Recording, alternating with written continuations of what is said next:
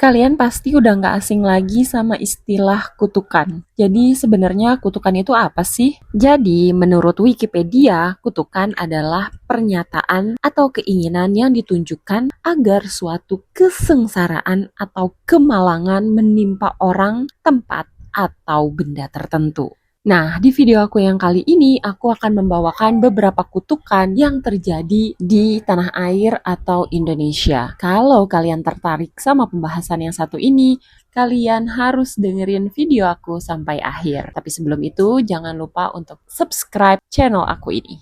So, tanpa berlama-lama lagi, kita mulai pembahasan kita tentang kutukan di Indonesia, dimulai dari yang pertama.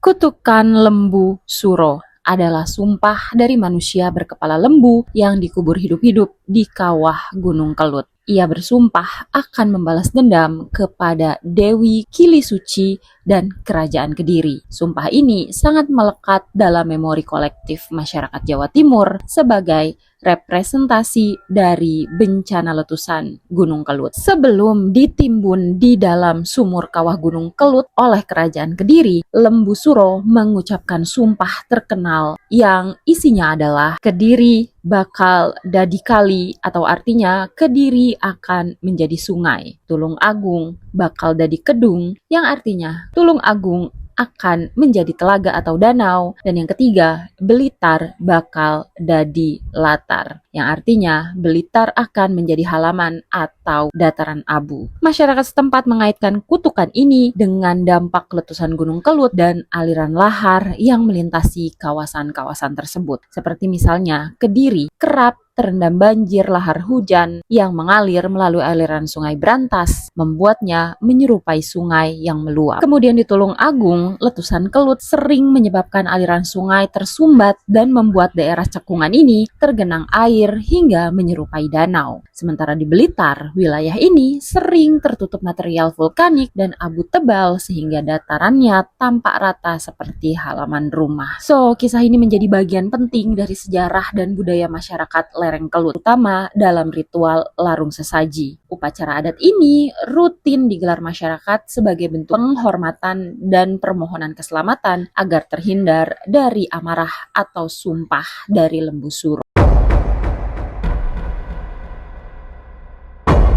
Empu Gandring adalah tokoh pandai besi legendaris dalam naskah para raton yang dikenal menciptakan sebuah keris sakti, namun mematikan. Keris yang dibuat oleh Empu Gandring terkenal karena kutukannya yang memakan korban jiwa dari generasi ke generasi, mencerminkan intrik politik pada awal berdirinya kerajaan Singosari. Empu Gandring membutuhkan waktu setahun untuk membuat keris pesanan Ken Arok. Namun karena tak sabar dan ingin segera merebut tahta Tumapel, Ken Arok merebut keris tersebut sebelum waktunya dan menusuk Empu Gandring hingga tewas.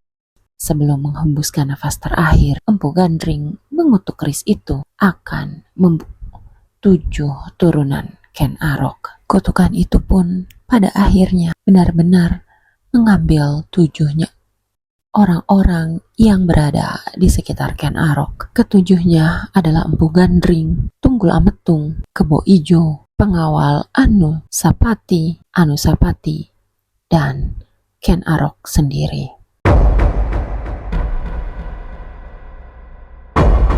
Lasem yang kerap dikenal sebagai Tiongkok kecil di Rembang menyimpan cerita rakyat yang menarik tentang margahan. Cerita mengenai kutukan terhadap keturunan Tionghoa bermargahan yang dilarang menginjakan kakinya di tanah Lasem. Cerita ini bermula dari sebuah kisah tentang suatu keluarga yang berjaya atas usaha dagangnya, yakni keluarga Han Xiongkong dari Tianbo, Fujian, yang datang ke Lasem pada era tahun 1700. Han Xiongkong merupakan generasi awal yang hidup dan menikah di Lasem hingga memiliki 5 orang anak. Masalah muncul dari anak-anak Han yang disebut suka menghambur-hamburkan harta milik sang ayah. Kala sang ayah meninggal, anak-anaknya menandu jenazahnya untuk dibawa menuju ke tempat pemakaman di desa Babagan, Lasem. Setibanya di area pemakaman, tiba-tiba hujan lebat datang mengguyur. Anak-anak Han Xiong Kong yang semula memandu jenazah bapaknya malah pergi meninggalkan begitu saja. Namun setelah hujan mereda dan mereka kembali, jenazah Han Xiong Kong sudah tidak ada dan sudah dimakamkan. Beberapa saat kemudian ada petir dan muncul suara kutukan untuk marga Han secara misterius. Kutukan itu melarang keturunan Han untuk tidak boleh datang dan tinggal di Lasem. Kalau dilanggar, maka akibatnya yang bersangkutan akan sengsara atau melarat.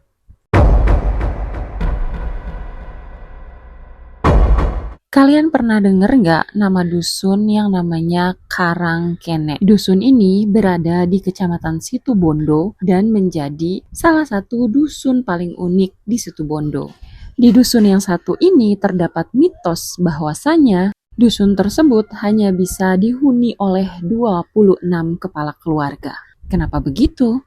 Menurut penduduk dusun dan sesepuh di dusun Karangkenek, ada cerita di balik kutukan tersebut yang dimulai dari cerita kehidupan leluhur, yakni tentang Pangeran Tunggul Angin yang konon sebagai orang pertama yang tinggal di dusun Kenek. Ada dua versi cerita tentang Pangeran Tunggul Angin. Pertama adalah tentang Pangeran Tunggul Angin yang termasuk keluarga kerajaan Andulang dari Pulau Madura. Saat itu, Pangeran Tunggul Angin memiliki siswa yang jumlahnya pada saat itu ya, ada 30 orang. Tetapi mereka diserang oleh massa dari luar desa Karangkenek sehingga 4 orang siswanya tewas dalam pertempuran. Sedangkan dalam versi keduanya, Pangeran Tunggul Angin katanya mengadakan perjanjian dengan kekuatan goib sehingga meminta ke-4 muridnya untuk meninggalkan dusun Karangkenek. Dan karena kutukan tersebut, maka dusun Karangkenek hingga saat ini hanya memiliki 26 kepala keluarga. Kalau ada kepala keluarga yang baru, maka salah satu di antara mereka harus memutuskan pindah dari dusun tersebut. Nah, itu tadi pembahasan kita tentang beberapa kutukan yang dipercayai di negara kita atau di Indonesia. Lebih tepatnya mungkin pada saat masih bernama Nusantara. Ya, kutukan-kutukan pada saat itu dipercaya oleh masyarakat sekitar. Kalau kalian bagaimana? Apakah menurut kalian kutukan-kutukan itu benar-benar terjadi atau hanya kebetulan aja? Coba tulis di kolom komentar pendapat kalian. Aku gak sabar buat bacain komentar-komentar dari kalian dan kita harus ketemu lagi di video berikutnya. Aku udah gak sabar buat ketemu kalian di video aku berikutnya. Terima kasih.